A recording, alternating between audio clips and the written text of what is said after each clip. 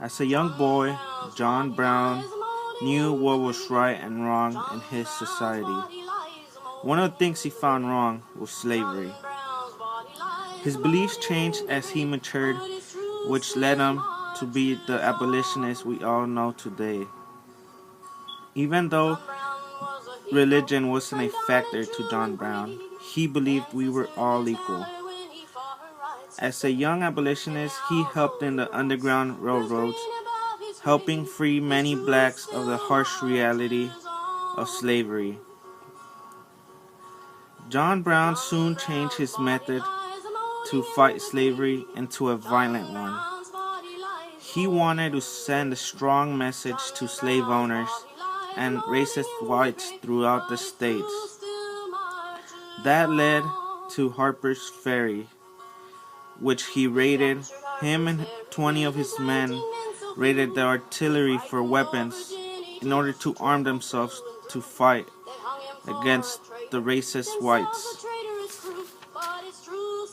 John Brown also believed that if blacks from the North and South united, they would cause a strong force which would send a message of unity throughout the states.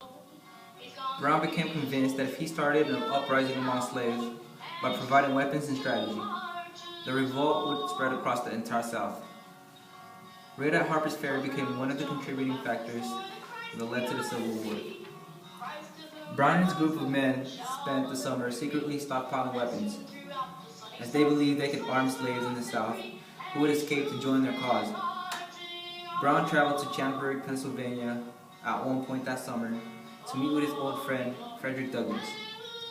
Hearing Brown's plans and believing them suicidal, Douglass refused to participate. What went wrong during the John Brown raid? When they left the arsenal, a train had spotted them. Brown's men fired at the train and tried to stop it. While firing at the train, they shot an innocent free black man. He worked for the railroad. His name was Hayward Shepherd, the first victim of the raid. Almost half of Brown's men were gone. Some had died as they were shot by the townspeople that morning, and some had escaped. A contingent of Marines arrived under the command of Colonel Robert E. Lee. Most of Brown's men were soon killed, but he was taken alive on October 18th in jail. The people who fought against him were the town people, and also the Marines under the command of Lieutenant Colonel Robert E. Lee. John Brown and remaining men were completely surrounded by an army of Marines.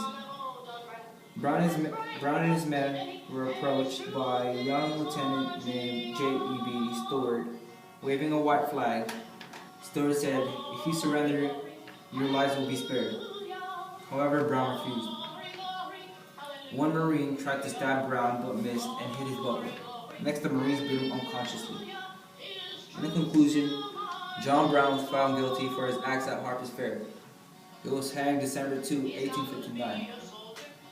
He died for his cause and was later referred to as abolitionist martyr. Brown's act has inspired many to keep fighting for freedom.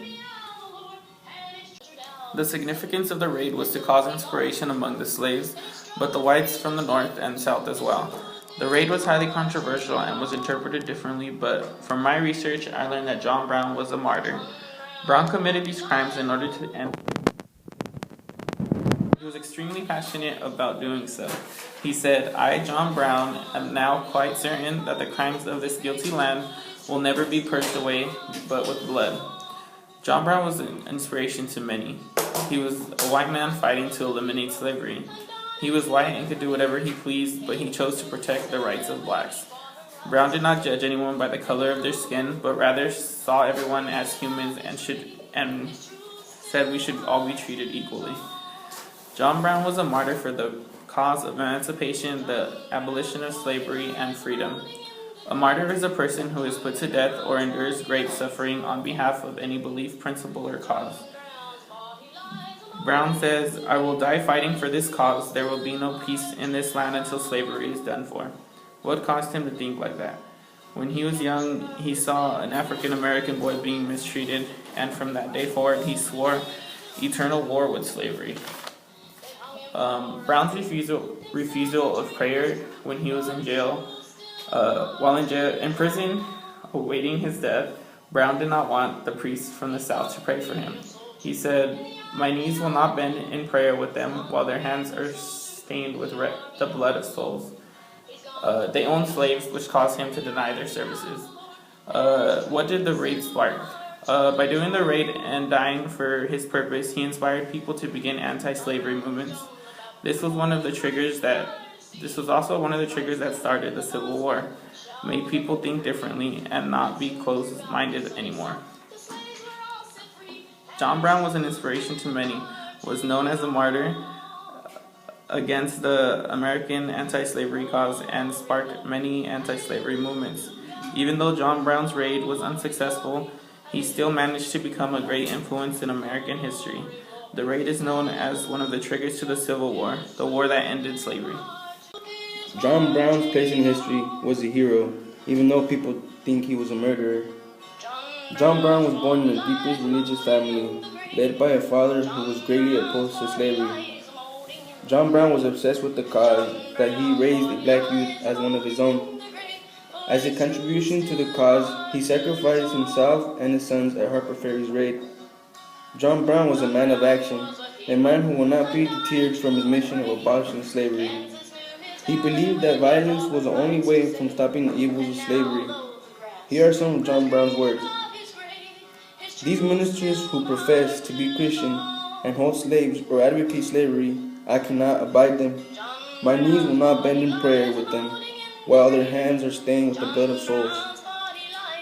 John Brown helped finance the publication of David Walker's Appeal and Henry Highland's Call to Rebellion speech, even though he wasn't financially successful.